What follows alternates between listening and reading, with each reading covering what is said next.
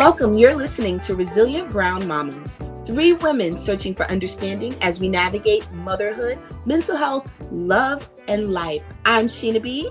I'm Sonia G. And I'm Mika Rose. Don't forget to rate and review us on Apple Podcasts so other resilient women can find us. Hey everybody, welcome to Resilient Brown Mamas podcast. We are on episode 23. Can you believe it? Yes. And you know what this smile means. It means that we're doing an interview. You know that's my favorite thing to do. In honor of Women's History Month, which is our favorite month, we have Miss Twyla here who is going to share her beauty and greatness with us. I'm sure Sheena is going to give us all the details on this wonderful lady before she shares her interview with us. So a long list. Yes. It's a long list of accolades and bossness and greatness. First off, it's okay, hold on. Because I'm excited, y'all. So, I start tripping over myself when I get excited. Because I've been wanting to interview her for a very long time. I wanted to be able to introduce the circle and the community to her because first in that original list before we even started. Right? Because you have your friends and the people that you know, and you'd be like, oh yeah, my friend, she a nurse. Oh yeah, my friend is a teacher at, the best high school in the county. Oh, yeah, my girlfriend is the head of HR, all of those accolades. But I bet none of y'all could say that your friend or your sister friend or somebody that is a whole scientist out in these streets. I know you don't. Because before meeting her, I know I didn't. And so I always love to brag about her because she is probably one of the most intelligent people that I've ever met. But not only that, she's a woman of a good heart. I'm always constantly learning from her. And I'm just proud to say that she's like my other mother, because I got several. But I just embraced her like, you're going to be my mama, whether you like it or not. But I cannot wait for you to hear her story. This is the incomparable Twyla Stubblefield. Welcome to Resilient Brown Mamas. We need one of those buttons. We need an applause button. Oh, what'd you say? You need an applause button? Yes. Thank you so much. That if I was white, I'd be blushing right now, but I'm not. We need one of those buttons. When you I don't know if y'all remember, y'all used to go to like Jamaican parties and they'd be like, come on. So, Ma, I want you to just give us a quick introduction into who you are. Because I know I gave away a lot in your introduction, but just introduce the community to you. Okay. So my name is Twyla Stubblefield, and I am, I guess I'll start off by saying I'm a mom. And what else? An aunt, a scientist, and a serial entrepreneur. I love that.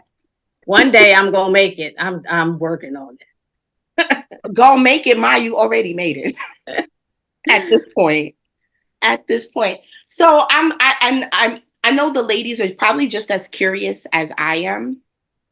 How did you even get into the sciences? Like, I don't think we've ever talked about how that journey began for you. How did you even get into that?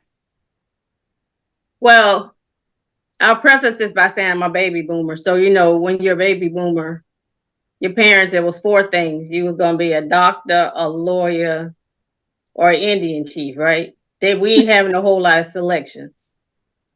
But for me, according to my parents, I was always curious and I always liked science and I'd play with bugs and stuff like that. So again, they guided us to where we should go. We didn't have the option like, today's kids have a zillion options. And probably even back then, if they did, they still would have, because, we had Black parents. They were like, no, honey, you got to do this. So I was going to do biology because of the bugs. My first choice was to be an oceanographer because I love Jacques Cousteau. He was the bomb to me. And I was like, oh, I could do that. Oh, yeah. Then I moved from Jacques Cousteau to biology, but then somebody told me that I can make more money doing chemistry. So I ended up doing chemistry. I went and I got my undergraduate in chemistry and then my Master of Sciences in polymer chemistry. Mm. So from there, oh, and I grew up in the deep South, Louisiana to be exact, northern Louisiana. So I finished all my schooling because as a boomer, you went to school, you got good grades, you went to college, and you got a good job. Then you got the husband and the babies in that order. In that order.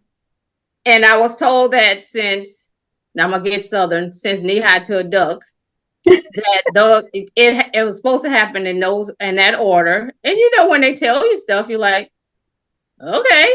Yeah. And that's exactly what I did. So after I went to school in New Orleans, Dillard University, left there because I wasn't really to become an adult, like they call it, adulting. I was like, okay, I need to go back to school. And so I left there and went to Georgia, went to Atlanta University, and then got my master's in polymer chemistry. Then after the schooling was over and it was time for me to go to the real world, I actually got my first job at Kraft Foods. I always tell people that people look at me like, huh, the macaroni and cheese people. And I stayed there for 30 years. Wow. Which in today's world, even when I was about to retire, I was like, I'm a dinosaur. I stayed at one company for 30 years. Wow. So that's how it started. What was your favorite? I'm sorry, go ahead. Oh, go ahead.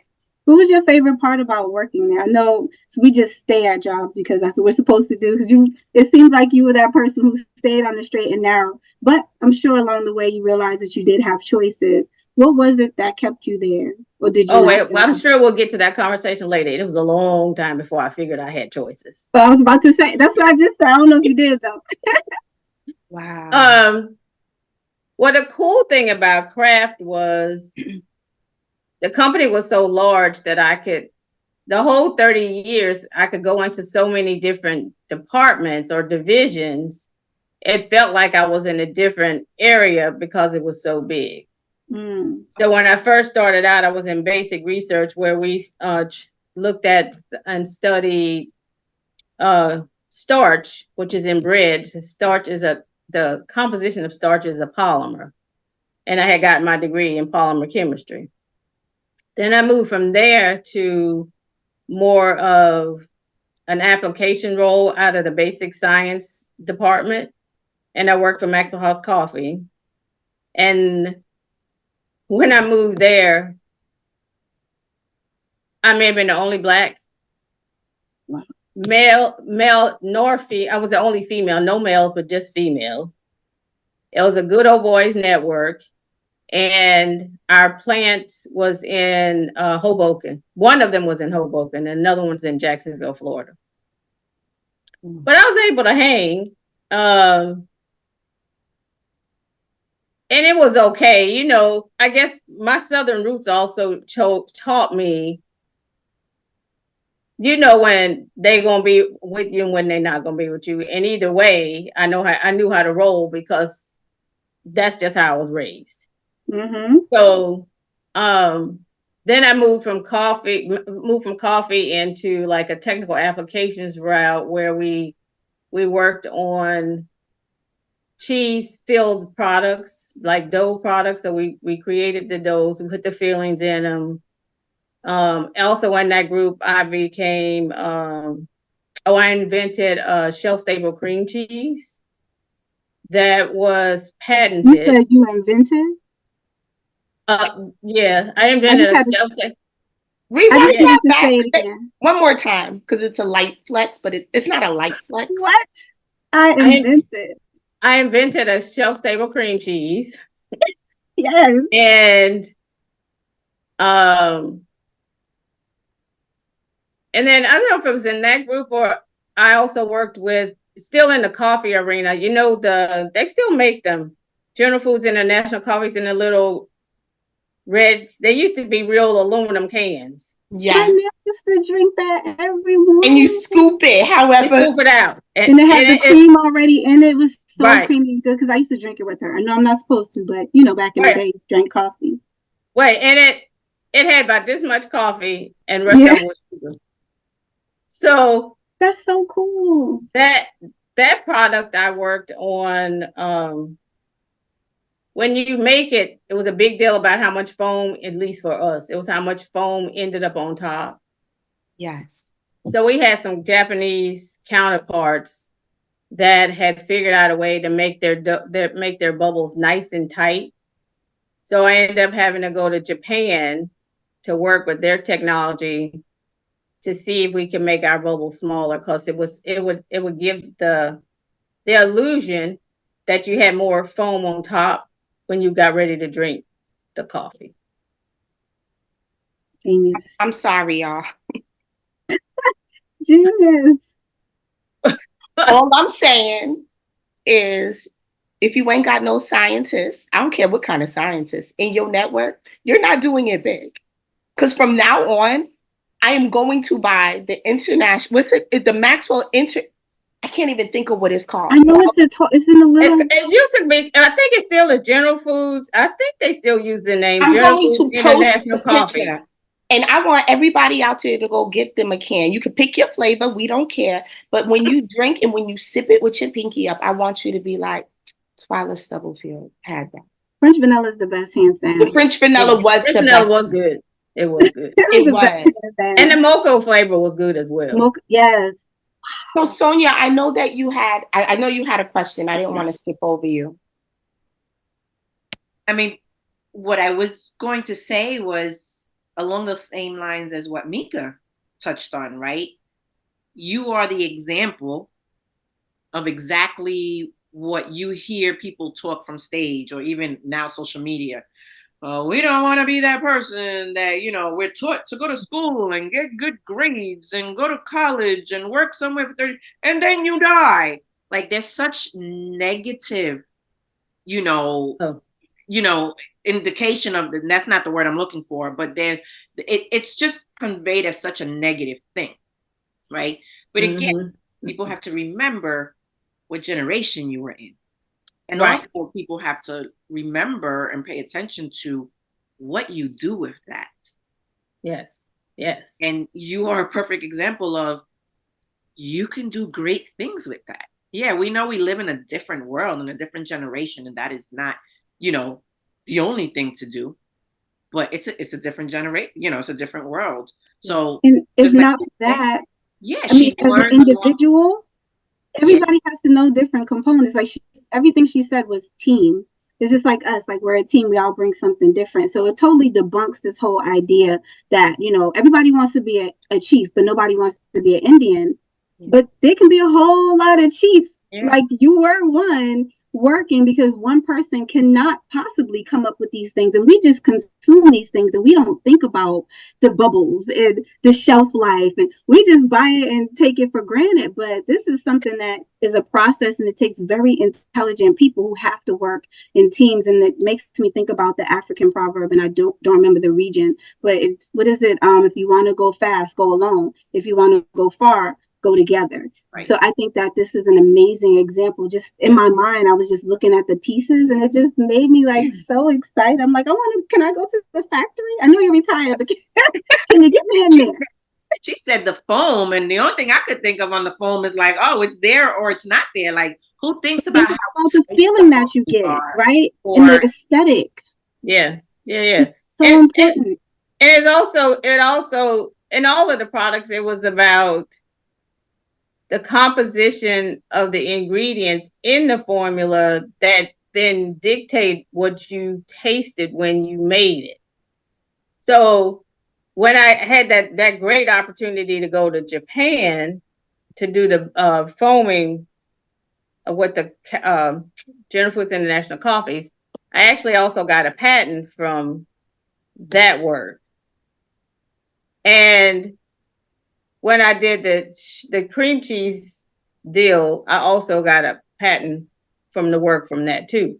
I'm about to So when Google. your original question was about me being a dinosaur and staying there for 30 years, but it didn't feel like 30 because I worked on all these different brands. Yeah. Also worked on the Kool-Aid line, the Kool-Aid, our Kool-Aid where we put a ton of sugar in it.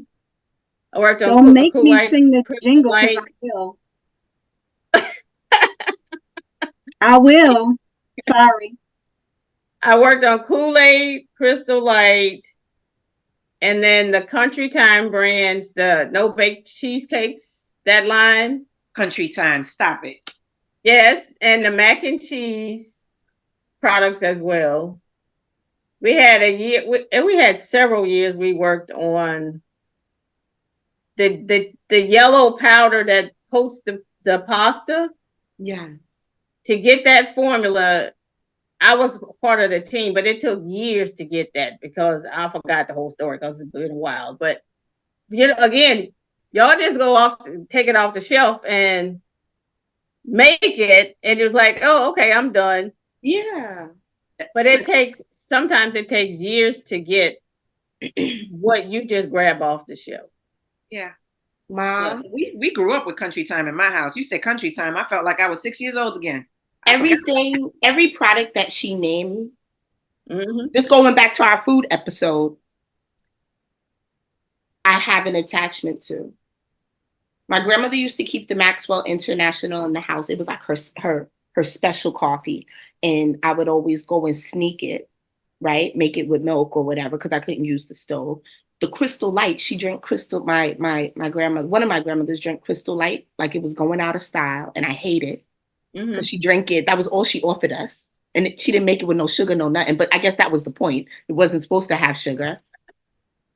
Who Uh-huh. didn't eat mac and cheese? Who didn't eat Kraft mac and cheese? And if your mother went to go pick up a box that was anything other than Kraft mac and cheese, you was mad because you didn't want the no frills. So to know that you have had a hand and touched each of these products that kind of coat our childhood in some way, and still like for our children, that I'm blessed. I'm blessed to even say that I know you.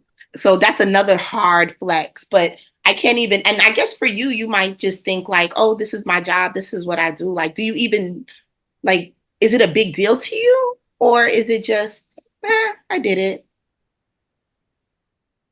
You know what? Not until she tells me all the time, I'm like, okay. I'm like, it was just, that was my job and that's what I did. And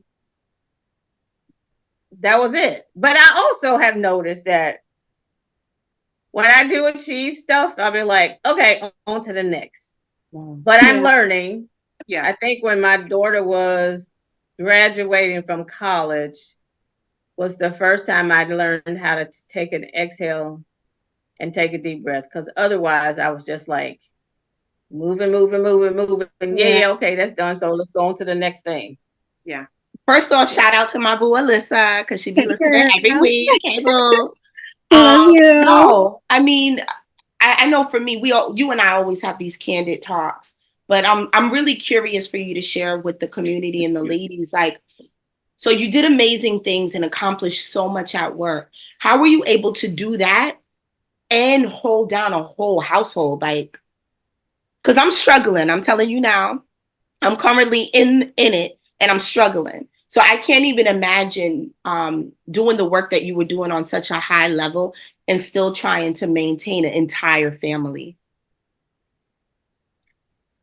Well, that goes back to my mother and my grandmother and my aunts too. They made this stuff look like it was real easy, right? I never forget when mom would come visit us in New York and we do the whole church thing and I get the kids up and we had to drive half hour to church, get out of church at 1:00 because we was Southern Baptist. So one time she came, I said to her, I was like, hold on. Oh, hold this point. When I was a kid, my mother would make desserts from scratch and dinner before we went to church every Sunday. So when she came to visit me, I said, hold on, Mom.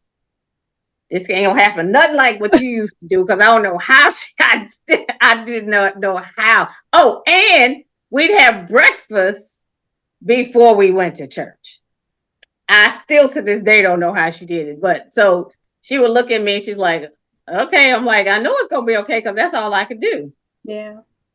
But honestly, when Herman was Alyssa was maybe 2 or 3 and Herman was a baby, my husband's aunt came to stay with us. So when they were little, she stayed in the house, so I didn't have to schlepp them in and out. And then, poor thing, she ended up passing away, and they were both ready to. Alyssa was in school, and Herman was on his way. So I would leave Terrytown, fly like a bat out of hell across the bridge, go and pick them both up, because they were both on either side of Spring Valley.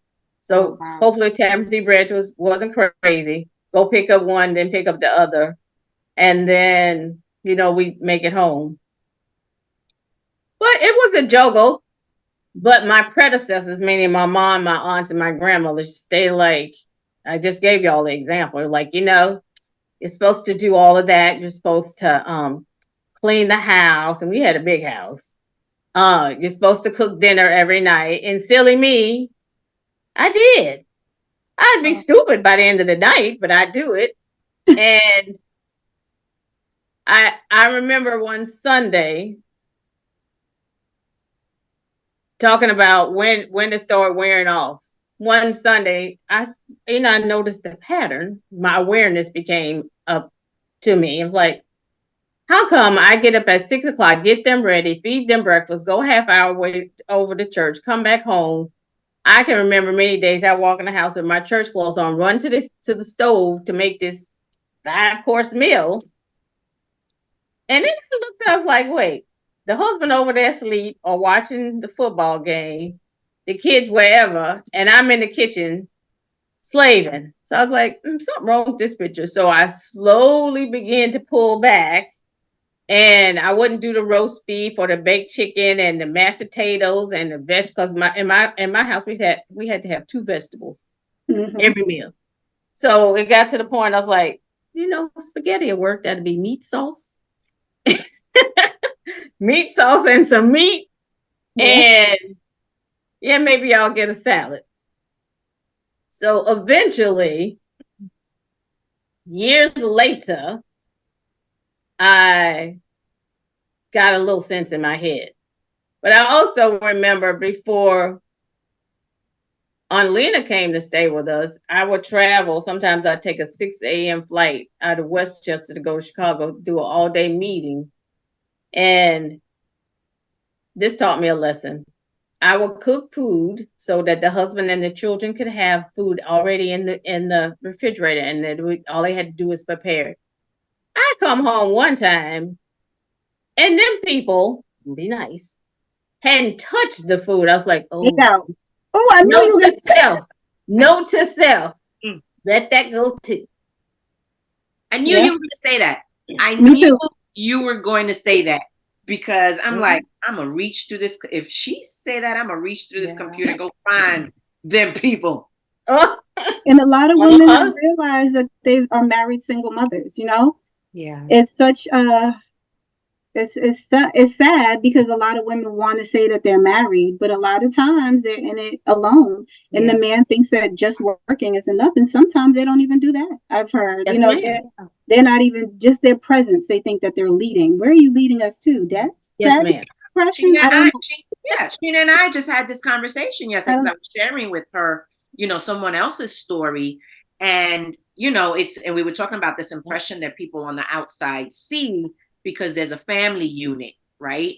But what they don't know is that, and we are talking what we're talking, so I'm going to say the husband is absent. Like, you're running the streets, you're doing whatever you're doing, and I'm raising these kids, but yet you're my husband and we're a family unit, so people think that you're participating, and you're not participating. Exactly what you said. I am No. married. I'm a single parent. Yes. I it's so funny that you said you woke up one day, because Alyssa would always say to me, starting back a few years ago, girl, I don't know why you be cooking these kids hot meals every night. They can eat a bowl of cereal. They can eat a cheese sandwich. You crazy. You be cooking every night. Mm-hmm. Mm-hmm.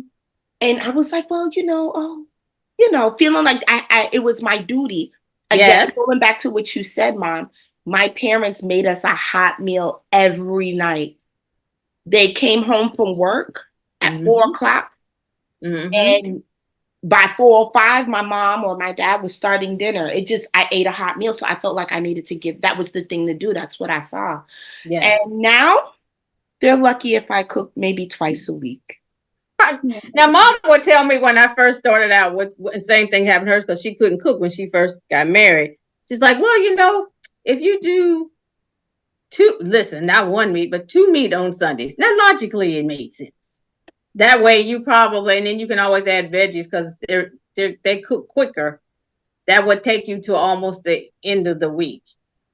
So I did follow that logic, and I do follow that logic now, even though I'm by myself, because it allows me not to be in the kitchen as much. Yeah. But it still works. It still works. Mm-hmm. You know what I wanted to ask about, because we always talking about food, and everybody knows I have food phobias. I'm like afraid of everything now because there's a listeria outbreaks and there's, hepatitis and all this stuff. But the one thing that has been grinding my gears is the bioengineered food. So as a scientist, has the food always been bioengineered food, especially because everything you name is pretty much instant? What makes it bioengineer? What makes it different than when you were making? Well, if you look at our whole food system and the amount of people that the various industries have to feed, they have to come up with a shorter, quicker way to mass produce food for the population. And also by doing that, the pretty word we used to use is called productivity. So you take out. So let's say a formula ended up having 100%, 80%, no, say 60% cocoa powder in it, and then the various other ingredients. But cocoa cost you $4 a pound, where a flavor, because you don't have to put a little a minute amount. A flavor may only cost 25 cents to give you that similar taste. So that's one of the games that they play. And then when it comes to fruits and vegetables, agricultural scientists work on genes that can then be treated and or manipulated so that from a disease resistance standpoint, that maybe 50 years ago corn may last, let's say, 3-4 weeks, but with the population distribution and the corn coming from Idaho, but it's got to come to Louisiana, by the time it gets to Louisiana, half of it's bad. So then they go to the scientists and say, hey, is there some way that you can make this gene stronger so that it will then hold when it comes to distribution? And we want to take that 3 weeks and make it 6 weeks. So then they can modify all that stuff in the lab, and that's what it's called. That's how the modifications happen, based on the need in the industry, as well as, of course, there's money somewhere associated with it. But what ends up the end user as ourselves, we end up getting the short end of the stick because of the various things that they do, as well as not the same product that we knew, for example, when we were kids. Yeah. Wow. It's still edible. caloric wise, but then you have to ask yourself, which trade-off do you want? Do you want to eat more dense food and figure out how to grow things on your own, and or find farmers markets, and there's these other subsidiaries where they grow fresh food and you buy your stuff from them. Same thing with your animal products. You find a local dairy, or you find a local place that sells meat, if you're into meat, and you go buy it from them, and that way you know exactly where that all those products are coming from and how they've been treated. That's fair enough. Love it. So I just hate seeing that on the side of the box. I'm like, but it's on everything now. yeah. Yep. Everything. Twyla, I had a question that popped in my head. Can you tell us a time where like you experienced that work, something that you didn't agree with, right? Whatever ingredients were going into something, or they were leaving out something that you felt it should have had. How was that handled? Like, were they open to hearing what you were contributing, or it was like, no, we don't want to hear it. We're going to do it this way. Because we know we're talking corporate anyway. Oh, well, typically when we developed a product. Yeah, well, I mean, yes, if you knew of a better way to do something or make something, but yet, the execs or whoever was in charge did not agree with it. Like, did you ever come across that experience, and how was it handled? No. Very, very rarely. In our structure was me as a scientist, and I had a boss, and then he had a boss, and then there was another boss. That way. But we worked as teams, so you had marketing, you had sales, you had logistics. All them other people, it wasn't their business to know what we did. Mm-hmm. Our deliverables were to deliver kiwi strawberry Kool-Aid. And then we let them taste it. But in terms of what our formulas were to deliver that product, they didn't have anything to do with it. And typically our bosses they'd leave it into our hands, because a lot of times, unless it was something brand new, there was probably a senior scientist over me, where we would talk about, for example, like which was big at one time, sucralose. When sucralose first came in, that was a big deal, because we were able to take regular sugar out of the product and then replace it with sucralose. But sucralose potency was probably 50 times sweeter than sugar.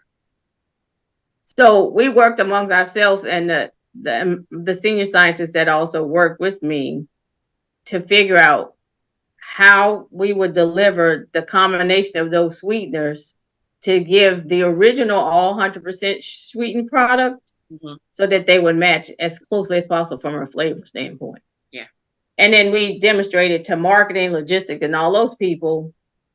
And they'd be like, oh, yeah, I like this. And they know what they're talking about. Or be like, oh, it needs a little bit more strawberry flavor. And we're like, okay, fine.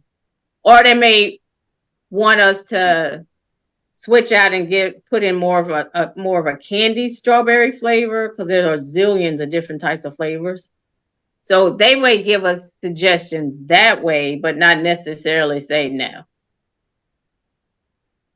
I like that for you. That's because so cool. I know, given the industry that you're in, I don't believe that there are many brown people in that industry of any kind, right? So I'm just leaving it across the board, brown. And to know that you pretty much had a decent experience in an industry where we're not known to be in, but yet you were able to find a high level of success. Yeah. Yeah. So I love that for you. I love that for you. And I think that the other thing was, when I moved from Louisiana to the north, I had told myself, okay, you're young and stupid, and I was in my 20s, like, okay, I'll try this, and if it doesn't work, I'll just pack up and leave. And that was my first time ever going to the East Coast, mind y'all. Wow. I went with 2 pieces of luggage, and I flew up there. My parents had gone with me to see it when I did my interview, but when I moved, I just had 2 pieces of luggage and I ain't know a soul. So I forgot my train of thought. Can't remember. Anyway, to the point of when I moved, I told myself, I'll try it out, and if I don't like it, I just pack up and go someplace else. Yeah. But that was 30 years later. No, I always say after a dog, no, after a husband, 2 kids, a dog, and a cat. That's what kept me there. Well, you're talking about how like you basically grew as a person from this like people figuring out your life for you and telling you what you had to do to making your own choices. And I heard you mention that you're by yourself now. So that means that you changed your life in that way. What if you had it to do over? Would you have done something else? Like, did you have your own personal dreams that your family didn't know about? Like, I want to be a singer or something like that. Oh yeah, I wish I did. No, if I had, you know how they say that I'm finally settling with, all that has happened was for a reason. And I didn't have, besides being Jacques Cousteau in the middle of the ocean,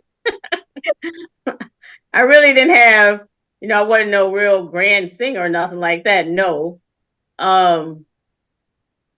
Probably not. And it also has to do with, again, the time of in history that I came up in. Right. And that I was offered an early retirement package. And when I took the early retirement package, I looked around at my life and I was like, this was my first real awareness too. I looked around my life, I was like, I don't know if I like that. I don't really like that. And I was like, okay, you need to do something. So then I pondered for several years on what that looked like. And one of them was around the husband. So I was like, I'm getting ready to start off. I don't use the word start over, but continue on with my life. And perhaps this is the best time now for me to do my own thing. And so I got divorced and then stayed in New York for a little while and then moved back home to Louisiana. Wow. That's called the next chapter. Not even. That's the next chapter. Yes. Next chapter. Yes. Yes. And like I say, God does stuff the way He wants it to happen.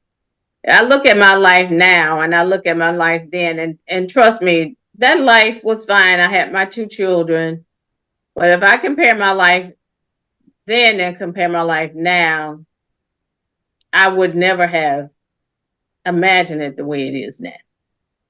I have goosebumps. I love that. I love It's so beautiful. Totally different. And it gave me a sense of freedom that I didn't know even existed. And of course, times and history and all that stuff has evolved.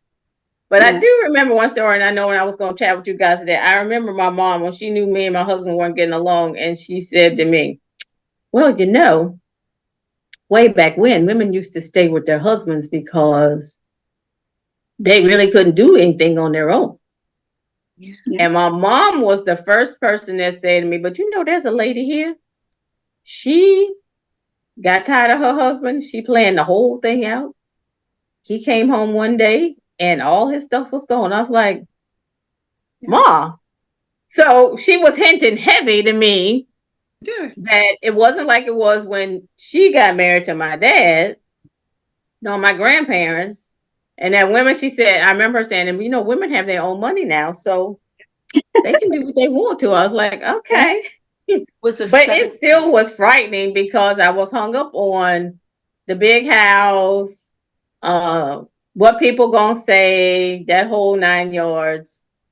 And I eventually bit the bullet, found the courage, and I did it.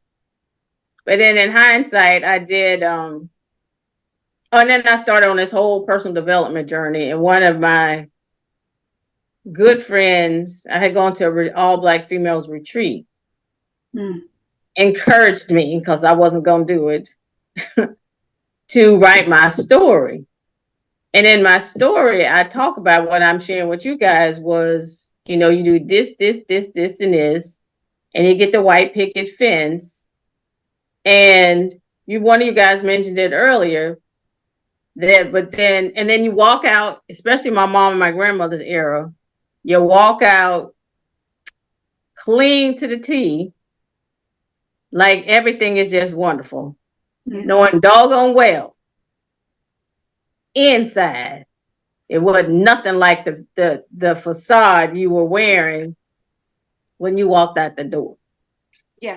Yeah, people don't know what's going on behind closed doors. Yeah, no. And you're dying inside, but you look pretty. Oh, you look real pretty, and your house is nice.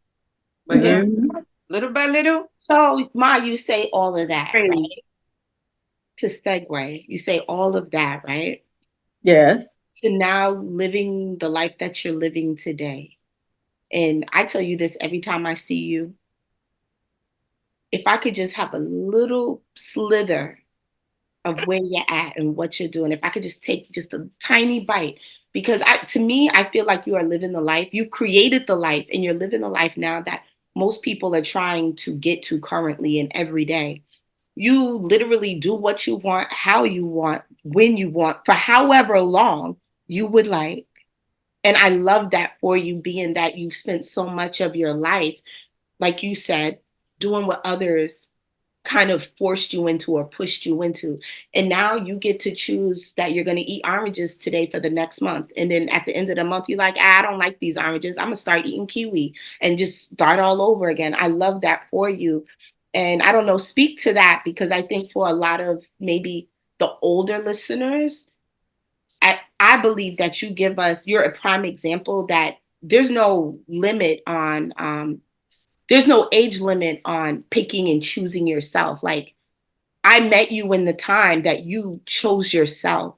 And from then until now, Twyla Stubblefield is a different woman, okay? She's a different woman.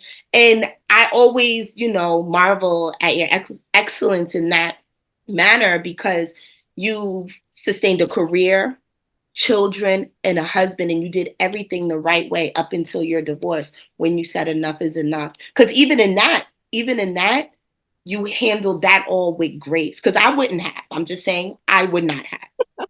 But for you, you showed, it was like an example that you can do things and still come out on top. This can happen, you can still come out on top. So if you could just give us a gem or just speak to that a little bit. Yeah, what does life look like? Yeah. This is what life looks like. When I was in corporate, because y'all know I came from Louisiana, first time on the East Coast. Also culturally, especially being from the South, you were seen but not heard. Even though, we were kids, that was what was said in the house too. So I was quiet. And I really didn't like to ask a lot of questions. And even that was one of my struggles in work, was like, I'm just going to sit here and I'm going to figure it out on my own. So I was really quiet.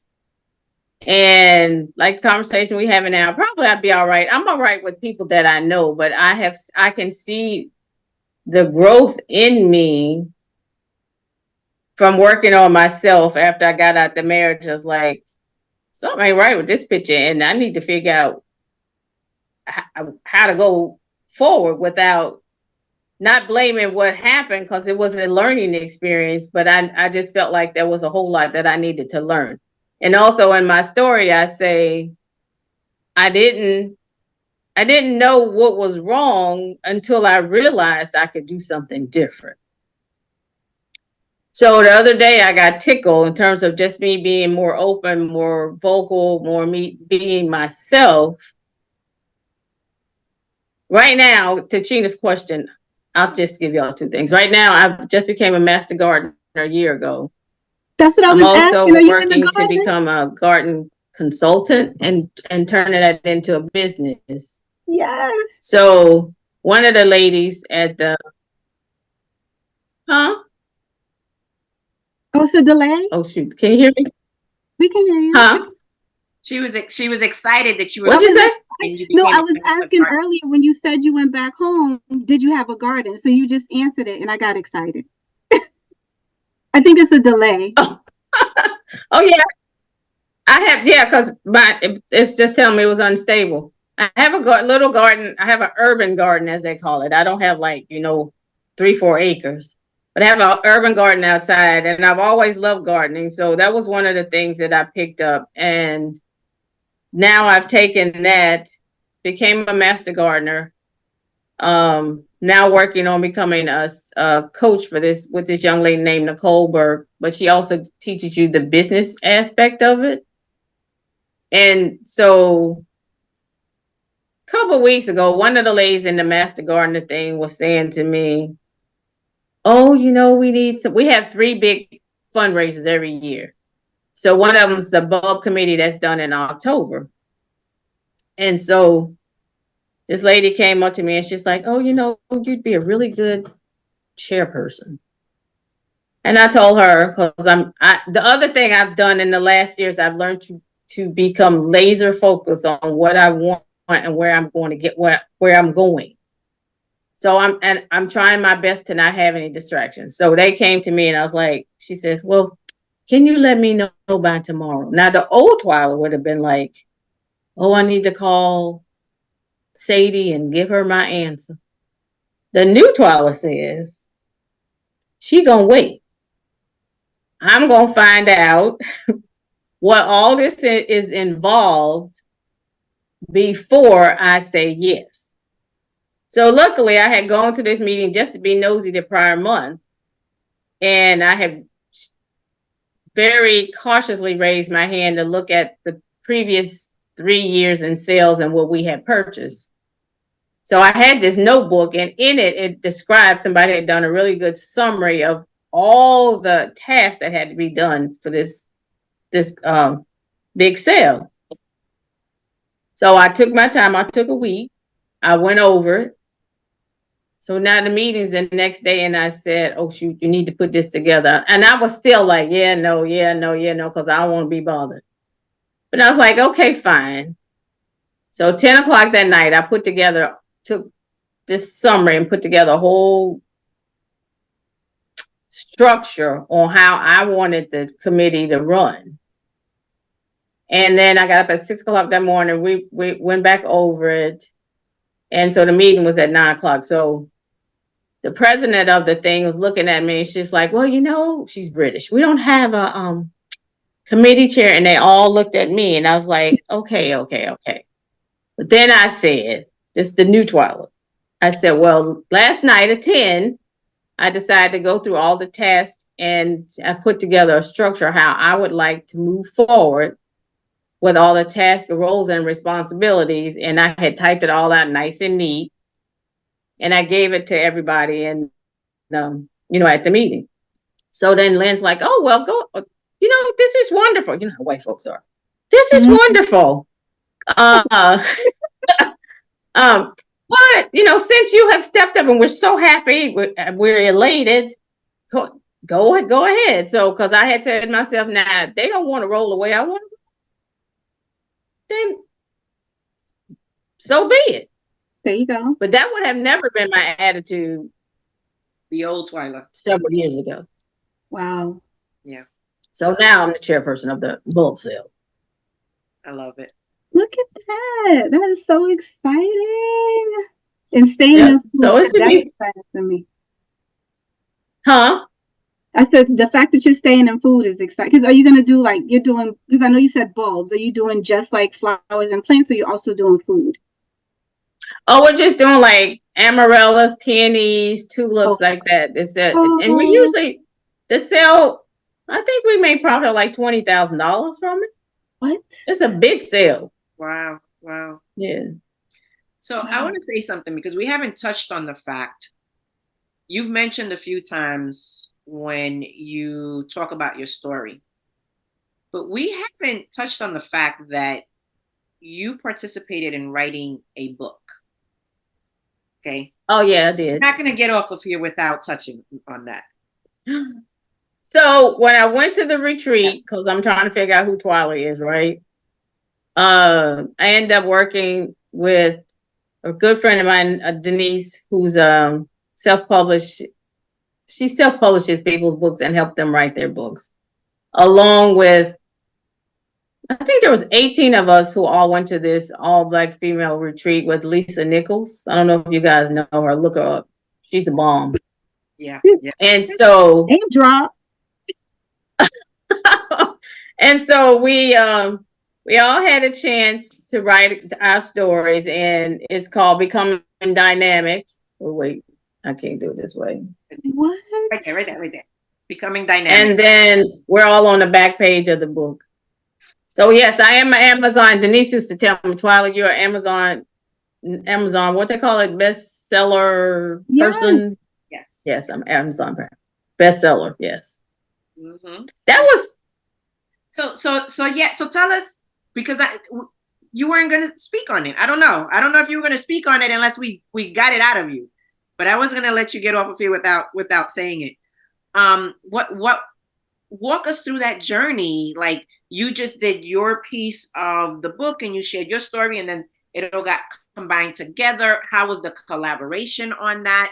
I mean, so we triggering all first time author, and the thing that I was trying to helped me go ahead. trying to get out the words, like all the emotions you went through while you was writing that. Oh, okay.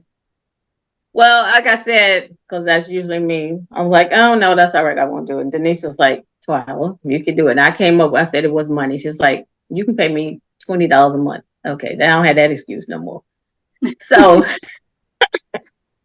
so I started, and I remember sitting at the kitchen table for hours, y'all, hours. I'm like, and I had, there was this other lady by my age, Dr. Sue, who's very good at writing.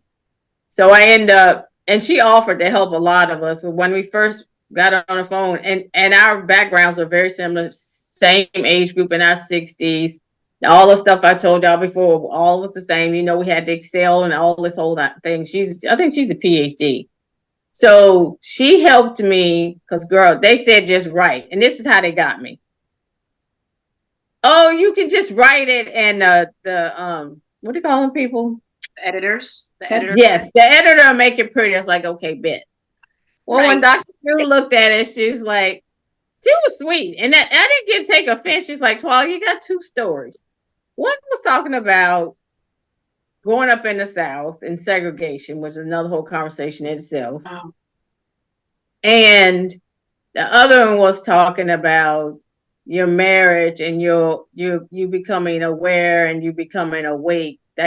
So you need to tease them through. So I said another, I don't know, felt like for hours. Anyway, eventually, I got it on paper. And I think that was the first time that I was able actually to articulate my story from, say, college to retirement, and owning it and acknowledging it. And one of the big things that came out of it was, and I'm a big proponent of this now, is I did it because it was a check off. I had no clue. Y'all hear me when I say I had no clue what that meant, to be married to a man, to have children, and to raise children. And yes, you know, our elders would say to us, oh, you just figure it out. Yeah, but you figure it out and you're miserable at the same time. And I never forget when Alyssa was born, because you know that was my fourth check. Yeah. They brought her to me in the hospital. My mom was there, and I looked at her, I was like, so what am I supposed to do with this? Because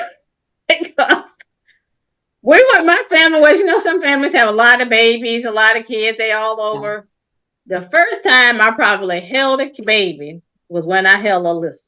So I had no clue. of what to do. And of course, mom was there. She came up and was with me 2 or 3 weeks. But other than that, it was check, check, check. So now I say to young ladies,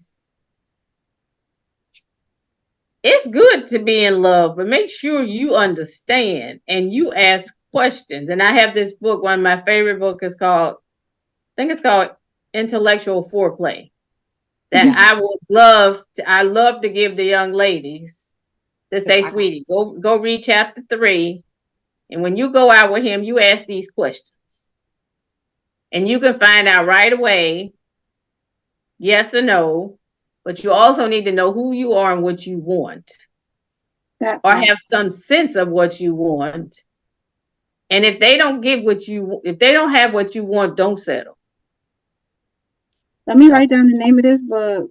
Girl, I got the copy. You know, she gave me a copy. I gave it to her. And it's sitting on my nightstand, and I be reading it. And I've used that book in my dating life. And they do have lists of questions. I take a snap of the picture, or before I go out on a date or I meet somebody, I say to myself, I'm good. I put it in my phone. I type them out in my phone, and I'm gonna ask them these 3 questions tonight. Or depending on which way the conversation goes, I'm gonna ask these 2. It's an amazing book. I'm gonna put the link in the episode notes along with Twyla's book. I'm gonna put that link also in the episode notes, and we're gonna have to bring you back because I do want to talk about checking boxes. That right there, that's a whole nother topic about checking boxes and not understanding what you're even checking. Because like you said, you're doing it because society says, because your parents say, or because you don't have any clue and you're like, it seems okay, you know?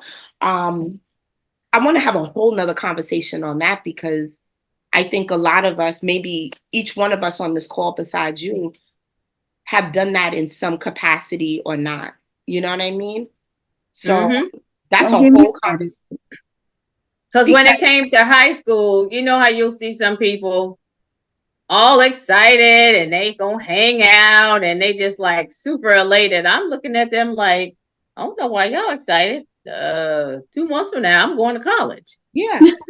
But because it was laid out, what went next? Whether you wanted to or not. Yeah. Ma, this was a beautiful conversation. I'm so glad that. Wait, I know we have to wrap up. Go ahead.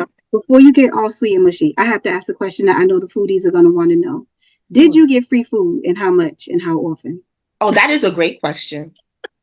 Well, of course, because I ate it all day, depending on what group I was in. But we had a store right next to the cafeteria that all the products that we sold, you could go in and buy them at a discount. Yes. So do you still have access to that store? No, because it was not included in the retirement package. It was not right. They you know, all of the research group maybe 4 after I retired, they moved them to Chicago because that was one of the last things they did. They were considering moving all the researchers to Chicago, and they asked me would I want to go. And I went because I got a free weekend and I got to stay in a hotel. But I wasn't packing up my family to go way out there for them to tell me 2 years later, because they looked down upon us the older we got. I was like, thanks for no thanks. Of course. Smart. Yeah. Yeah. I used this word earlier, ageism, right? Is that ageism, yeah. Oh, that's a real word now? Yes. Oh, okay. Ageism is a thing. It is a thing. And it's discrimination at the highest level. So it wasn't a thing before, but it's definitely a thing now. And, you know, unfortunately, back in the day, the older you got pushed out. Today, you can stand up for yourself. As long as you're old enough to do the job. I was actually just watching a clip on Instagram, and this woman, she's a park ranger somewhere here in the United States, and she retired at 99 or 100 and something years old. Like, can you imagine still working? She was beautiful. She looked like she was 70 something, but she worked into her hundreds as a park ranger. I love that. That's because she loved it. That's why. And And it wasn't a job. It wasn't a job. So, oh my goodness. Ma, thank you so much for blessing us with your presence, with your story. I hope I was a blessing to somebody. No, listen, if you was only a blessing to us, then you did your job. But I know that the people in the community are going to fall over with the gems that you dropped, with your experiences, and the fact that they were just, now they could say they know a scientist. How about that? And I have enough who wants to go into food science, and a daughter both of my daughters are great in science, but my baby girl, I'm going to make sure she watches this so she can see how cool science and how relatable it is outside of the periodic table, which scares us all. So what to tell her if she wants to talk to me, she can call me. I sure will. And I got a baby that's fighting through chemistry right now, so we might be calling you tonight. And I have to say, that's been so long ago. I don't know if I can help her with all that, but yeah. I'm going to say this as I roll out. She's also an amazing scientist in her own kitchen.